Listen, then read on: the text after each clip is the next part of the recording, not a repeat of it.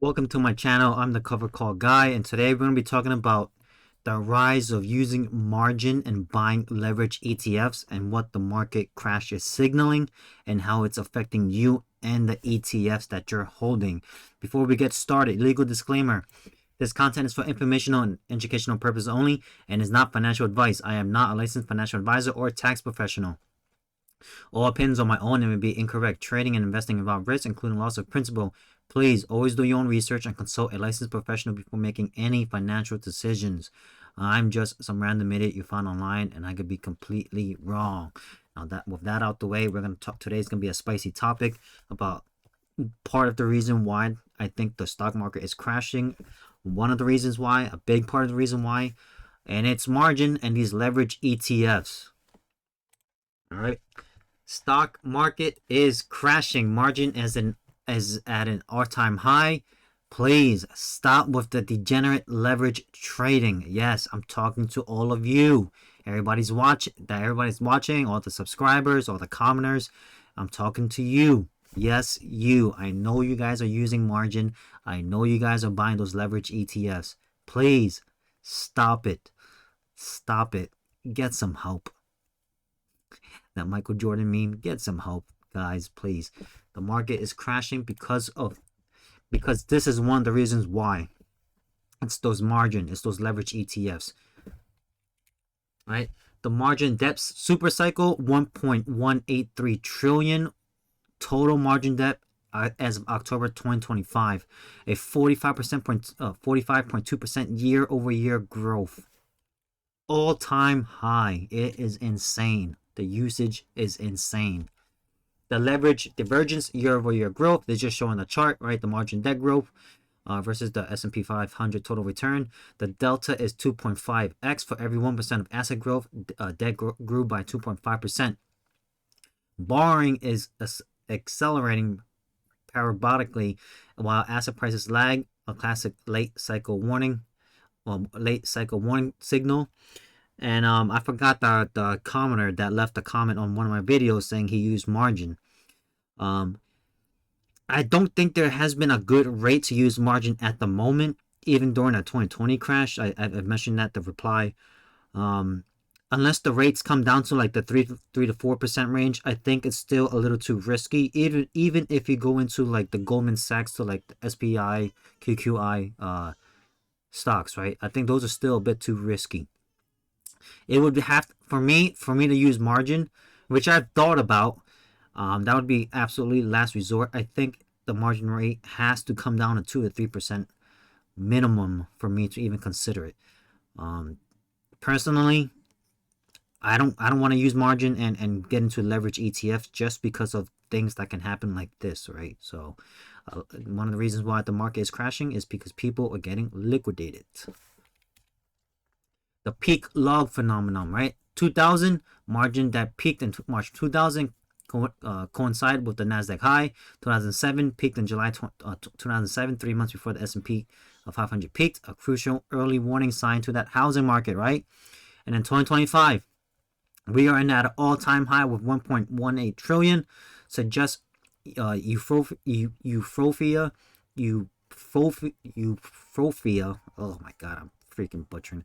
Phase is preceding sharp reversal, meaning people are no longer being able to pay the margin back, and so they have to sell assets to pay back, and even then some assets are not enough, and hence therefore one person can't pay it and everybody else is getting laid off. Is the whole cycle, and these people no longer have jobs, active income, and or their second salary, which I made a video on, is not enough to pay it. And so they have to sell everything, liquidate themselves, and or sell even more, right? Some people have to sell the cars or the house even, right, to pay it back. And that creates a whole cycle, and it's just downturn cycle, right? My picture didn't load for this one, but it's I don't know why it's not loading, but it basically I'm just gonna read the slides and it'll make sense. The market cap defense fallacy, right? The argument is that bullish strategists argue margin debt is only 1.9% of market cap, below historic peaks. However, This fails to account for embedded leverage, right? The hidden risk is that leverage has mitigated to invisible derivative structures like the Defiance MSTX and Yieldmax SDTY, right? These exposures do not appear in the FINRA margin stats, significantly unaccounting liquidation risk, which is just means people are doesn't have to go directly into borrowing margin, but they're buying the leverage ETFs. In the hierarchy of termination risk, right, we're just talking about how these strategies has been introduced, synthetic ETFs, right, and not a lot of people understand that these these leverage ETFs can sometimes even have greater risk than just using margin alone from your personal account. All right, synthetic ETF, right? We're just looking here. A bull market and then a bear market and a crash and the type of traditional stock and how it can lose, how much it can lose, right? And then the synthetic options ETF, how much it can lose, how much it can gain, and the structural risk. As you can see, you know, you can gain more, but you can also lose a lot more. You're probably gonna lose a lot more than you actually can gain. It takes like 2.53x to make up for the gains and the loss of percentage. So when you're down like 10%, you have to make like 15 to like 18% to make up the 10% drop. Like there's a weird math to it. And then of course they didn't pop up at all, but it was just showing a picture of GraniteShares, right? We're doing a case study of GraniteShares. Liquidation is not theoretical. In late 2024, GraniteShares 3x short AMD ETF was effectively wiped out overnight following a 38% surge in AMD. The NAV dropped to zero, leading to immediate suspension and liquidation, right? Mandatory redemption. Funds reserve the right to terminate if NAV falls below threshold, right? So be careful of that. When you guys are buying these leverage ETFs, understand. When you guys are using margin, understand. Right? And then cash and lieu risk, right? In crisis, redemptions may be paid in cash at distressed prices, locking in losses for remaining shareholders. And then we talk about tier 1 explicitly leveraged income ETFs, right? The highest risk, in my opinion. These funds borrow money to use swaps to achieve over 100% exposure, which is 1.2x5 to 2x. While selling call options, these create double downside losses from the leverage multiplier plus capped upside from the short calls.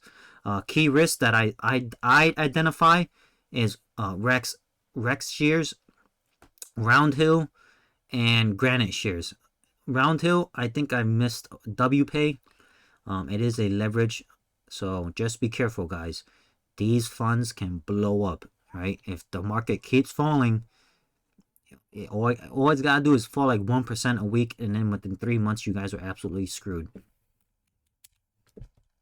Right, synthetic cap income ETFs. These are my high risk also because they use synthetic position, which is a long call plus short put. The short put exposes the fund to 100% of the downside. Because the upside is capped by a solid call, by the sold call, the fund cannot recover mathematically, leading to reverse split spirals, which you guys know Yieldmax did a reverse split because it was spiraling down. So Yieldmax single stocks, Bitwise options income, and of course the three from Amplified. So you got to be very, very careful with these synthetic ETFs, right? Synthetic ETFs do not hold the underlying. They create the, quote unquote, they create it. It's like fiat money, right? They just create it out of thin air, and those are the worst takes during a down market.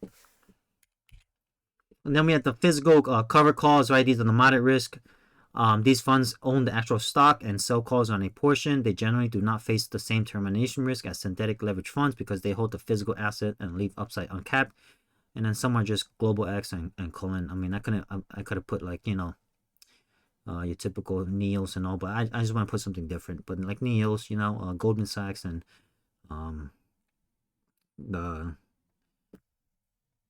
let's see, Pro Shares. What else? I'm drawing a blank here. Oh, JEPI, JEPQ, JP Morgan's. What else?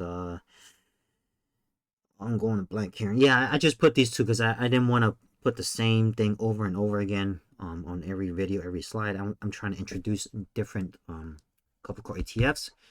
For those who are new, this is a cover call ETF channel. So yes, I will try to expose as much cover call ETFs as I can. But yeah, these are just two. So, and then anatomy of liquidation feedback loop. It gets like your margin leverage gets triggered. 5% correction pushes S&P below support. Then you get margin called, right? Retail hits limit.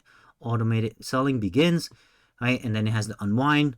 You have to unwind the leverage ETFs, force to sell, synthetic NAVs crushes, and then termination. ETF hit NAV trigger, liquidated, trapping capital, and then it goes some termination, and then on to the next one, whatever you hold, boom, boom, boom, and it goes on to the next one, and that's a whole cycle. Unless you, it will give you the option to deposit funds or whatnot to kind of hold the support, but if it can't, if the ETF themselves can, they will absolutely get destroyed, and they will have no choice but to basically can't cancel the ETF, so to speak, right? It's delisted. All right, it's sector-specific vulnerabilities, right? Crypto is always going to be the worst because crypto is a very, very volatile asset right now, right? So it is a double leverage risk because of how much it can swing in price. So the price swing itself is already a leverage. And then of course meme stocks, you know, and 0 date time expiration options call. So those are very, very aggressive options that can essentially wipe you out within the hour, right? It doesn't have to be a full day. Within the hour, you can get wiped out. And then we just talk about policy and regulatory implications, right? Margin risk requirement heights. Regulators are going to force these ETFs into, or these funds into a position where they themselves cannot, they won't be able to recover. Like you don't have a choice if you hold these ETFs. Once they hit that mark, it's gone. They're most likely the fund is gonna just liquidate it and then try to scalp whatever is left. And then the complex products, right? The SEC likely scrutinize income marketing and restrict retail access to funds with embedded leverage. Not all, but some. Liquidation guardrails. Exchange may be forced to implement tighter circuit breakers, specifically for ETFs to prevent flash crash.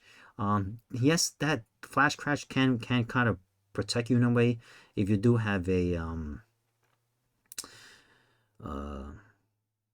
what is that, stop loss, right? So when these leverage, I personally, if I were to buy let these leverage ETFs, I would have a stop loss just because that way I protect myself just in the case of events of a very sharp downturn market.